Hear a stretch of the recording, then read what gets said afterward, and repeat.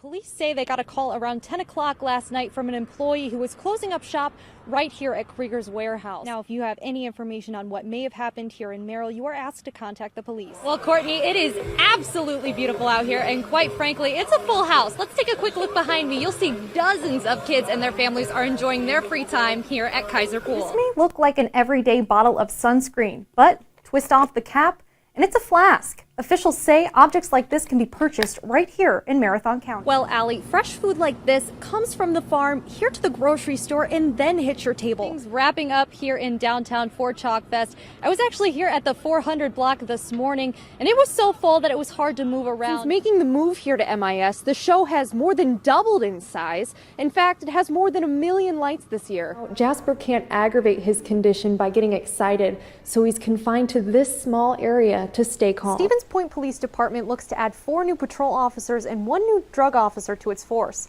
Standing in the way, funding from the state. It's been sitting majestically on a Merrill Hill for more than 130 years, but it's actually owned by Ascension Hospital. They don't want the mansion, they only want the land under it. And now some Merrill neighbors are hoping taxpayers can help save the day. Continue to get more information. We'll be sure to keep you up to date with the latest, both on air and online at WAOW.com.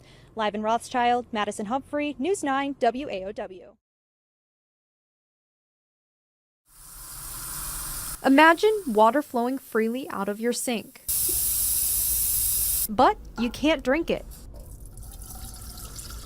Right now, that's the reality in Portage County. When 1 in 4 people in Portage County can't drink their well water, we have a problem. It's causing so much trouble that Senator Tammy Baldwin is taking up the issue. One of the things I'm trying to work on at the federal level is being a partner, regardless of whether we're talking about a big city, a small town, a totally rural area. Several wells full of toxins. Really what we have is a public health crisis. Leaving people without drinking water. That's kind of like the worst case scenario for most people. It's clear something needs to change.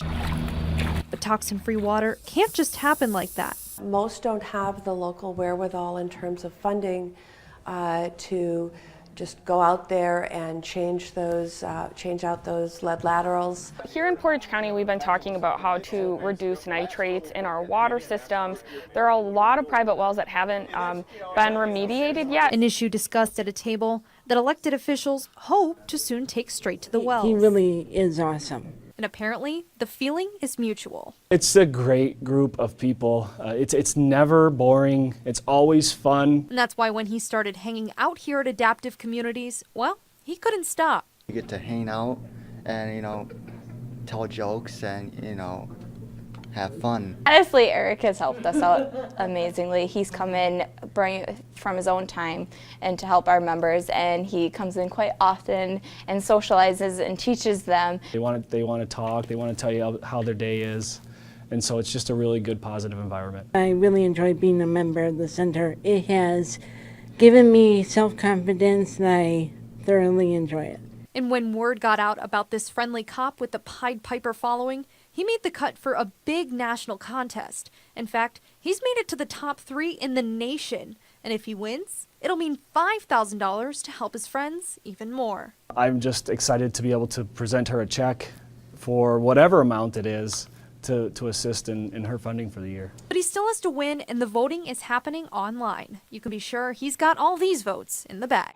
Say it loud, say it. Today, more than 700 rallies in multiple cities across the country rallying together to protest family separation at the border. We need to reunite those children with their families. And fighting for the humane treatment of illegal immigrants. We're all humans here. It doesn't matter where you come from, we're still humans, and we want to make sure that everybody is treated the exact same way no matter where you come from. Hundreds in Wausau and Stevens Point making their voices heard at local Families Belong Together marches. I'm here to show the Trump administration, I do not support this at all. Both sides of the issue chanting loud and clear. Instead of helping the homeless guys that hang out in this 400 block all the time, they're protesting these illegal immigrants that they've never even met. Many worrying about the emotional well-being of immigrant children. The fact that we're giving these children psychological issues and tearing them away from their families with no clear way of reuniting them is just shocking to any decent human being. All involved fighting to make a change to the Trump administration's zero-tolerance immigration policy and to abolish ICE. Wausau residents making a splash. It was free. Beating the summer heat and saving some cash. We are expecting to hopefully be at full capacity. People of all ages splashing around and enjoying a free day in Kaiser Pool. This is actually the first time I've been to Kaiser Pool in probably 10 years. Well, I like the slides. The blue one is faster. The Wausau Parks and Rec Committee deciding to add these free swim days, making the pools more accessible to the community. I think that'd be great because there's a lot of people that can't afford coming to the pool. Opening the pools for free, however, comes at a cost. Officials saying the 3 area pools combined typically bring in $500 on a Sunday, but they predict it could bring in more cash in the long run. Bringing in more people, hopefully bringing in a lot more money at the concession stands, keeping us busy all summer long. The Wausau Parks and Rec Committee now seeking sponsors for free swim Sundays to make up for the lost funds. A normal day for Brenda Aranda is spent running her taco truck, Taqueria Atotes. She is an entrepreneur and a mother to her 5-year-old son. Unlike her child, Aranda wasn't born here. She came to the United States with her family in 1993 when she was 4 months old. Like nearly 800,000 other immigrants in the United States, she is a dreamer. Under DACA, she's legally allowed to work in the U.S. She's following her dream of expanding the family taco business, but with the ending of DACA, she fears her dream may never become a reality. In a couple years after my work permit expires, what's going to have to happen after that? What am I going to do now? Because now I can't have my license. Now I can't have anything in my name. I can't do anything for myself. As a mother and business owner, she is now juggling the idea of deportation and the possibility of leaving her son behind. I do not want to go back to Mexico, and I don't want to have my child come with me and suffer, for the actions that we made as children like him. They don't deserve that. I spoke with a local attorney who says the possibility of deportation is a real concern. I wish I could say it's something that they need not fear, but if someone is out of status, they are removable. But Brenda is not alone in fearing the unknown. I had the opportunity to speak with a local college student who is also a dreamer. She came to the U.S. from Colombia when she was 3. With DACA, she is studying law and working on campus. Rather than fearing deportation, she is losing hope of becoming an immigration lawyer. So you start thinking, what's the point of spending all this money and time on a degree? And if DACA's over, you're not even going to be able to work. Although both DACA recipients I spoke with are fearful, they remain positive for the future. You just have to stay strong and have faith that hopefully there will be better days, and hopefully we will get our permanent residency one day. Something good has to come out of this. If they wanted to just take it away, they would have done it by now. It was a night filled with song, dance, and hope for those who've served our nation. This is probably one of the most powerful things that I've seen in this community, where the students have rallied so hard and so well to come together to help veterans who are still on the streets of our nation.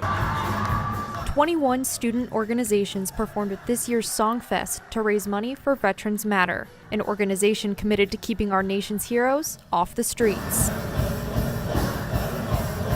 $750 goes to housing a veteran, and it's them and their families, and it houses them for a lifetime.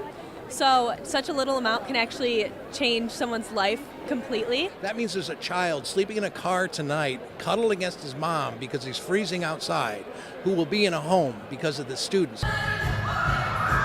Although students were judged on what they brought to the stage, all involved walked away making an impact, reminding the community America is home of the free because of the brave.